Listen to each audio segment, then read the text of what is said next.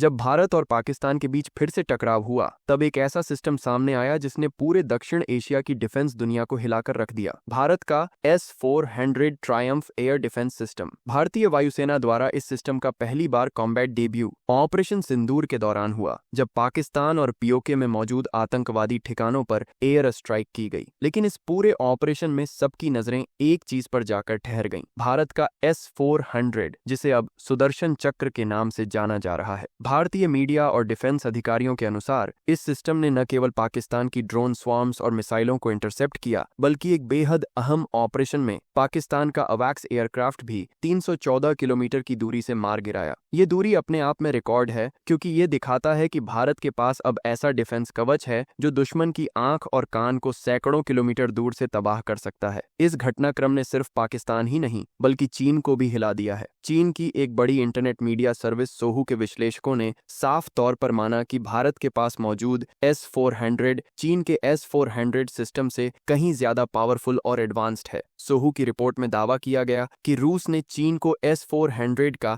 एक downgraded version दिया था, जिसे S-400 के कहा गया, जिसमें कई एडवांस फीचर्स जानबूझकर ब्लॉक कर दिए गए थे ताकि रूस की टेक्नोलॉजी सुरक्षित रहे। यही कारण है कि चीन के S-400 सिस्टम पाकिस्तान की मदद नहीं कर पाए, जबकि भारत का S-400 दुश्मन की हर चाल को पहले से भांप कर जवाब देता रहा। सोहू की रिपोर्ट के मुताबिक चीन ने इन ब्लॉक्ड फंक्शंस को अनलॉक करने की काफी कोशिशें की ताकि वो इन टेक्नोलॉजीज को अपने HQ-9 मिसाइल सिस्टम में शामिल कर सके, लेकिन रूस ने इतनी कड़ी सुरक्षा रखी थी कि चीन की सारी कोशिशें फेल हो गईं। कुछ रिपोर्ट्स में तो ये भी कहा गया कि रूस ने इन एक्सपोर्ट वर्जन में किल स्विच जैसे सेफ्टी फीचर्स लगाए हैं ताकि अगर कभी चीन या कोई और देश रूस के खिलाफ इनका इस्तेमाल करने की कोशिश करे तो सिस्टम को रिमोटली निष्क्रिय किया जा सके। रूस के डिफेंस सूत्रों ने ये बात स्वीकार की है कि वह एक्सपोर्ट मॉडल्स में जानबूझकर सीमित क्षमताएं रखते हैं ताकि उनके असली सिस्टम्स की टेक्नोलॉजी लीक ना हो और भविष्य में अगर कभी जरूरत पड़े तो रूस के पास क्वालिटेटिव एडवांटेज बना रहे। दूसरी तरफ भारत के साथ रूस का रिश्ता अब कहीं ज्यादा भरोसेमंद माना जा रहा है। कुछ ऑनलाइन रिपोर्ट्स में यह दावा किया गया है कि रूस ने भारत को न सिर्फ फुल फंक्शनल S-400 दिया बल्कि कुछ स्तर तक सोर्स कोड और मॉडिफिकेशन परमिशन भी शेयर की है, जिससे भारत इस सिस्टम को अपनी जरूरतों के अनुसार ऑप्टिमाइज कर पा रहा है। यही कारण है कि भारतीय वायुसेना के पास अब एक ऐसा multi layered air defence network है जिसमें S-400 के साथ साथ आकाश, बराकेट जैसे स्वदेशी और इजरायली सिस्टम भी शामिल हैं, जो मिलकर पाकिस्तान और चीन के मुकाबले भारत को कहीं ज्यादा मजबूत बनाते हैं। मजे की बात यह है कि पाकिस्तान ने भी अपने JF-17 ब्लॉक 3 फाइटर जेट से Chinese CM-400 AKG hypersonic missile और PL-15E air to air missile का डेब्यू कराया, लेकिन इनका असर खास नहीं दिखा। पाकिस्तान और चीनी मीडिया का दावा था कि CM-400 AKG ने पंजाब के आदमपुर एयरबेस में एक भारतीय S-400 यूनिट को नष्ट कर दिया,